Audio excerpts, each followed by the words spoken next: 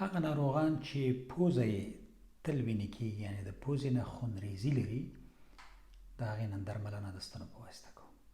هغه ناروغان چې د پوزې نه همیشه وینه راځي، یعنې د پوزې د وینې کېدو د درملنې دپاره یوه چې ده د غټو کولمو څلورمه نقطه. د غټو کولمو څلورمه نقطه چې ده هغه د دوم متاکارپال هډوکي په منځنۍ برخه کې ماسکولوس ابډکټور کې چې دی ځای لري. د پوزې د وینې د درملنې دپاره بله نقطه چې ده هغه د سږو 11مه نقطه ده، کومه چې د نوک او د دې نوک د وری په پروکسیمال لټرال زاویه کې چې کوم دی ځای لري. پوزې د خونریزۍ د درملنې دپاره بله چې ده د ځیګر 3مه نقطه ده، کومه چې د دې دواړو متاتارسال هډوکي په پروکسیمال زاویه کې چې دی ځای لري.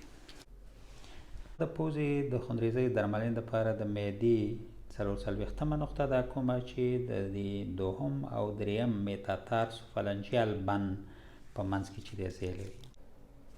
د پوزې د خونریزۍ درملنې دپاره بله نقطه چې کومه ده هغه د بډوډي 3مه نقطه ده، کومه چې د دې اخیلس ټینډن او د مالیولیس میډیالس ترمنځ چې دی ځای لري. په افغانستان کې د دې درملنې د دود او د ټولو ناروغانو د روغتیا په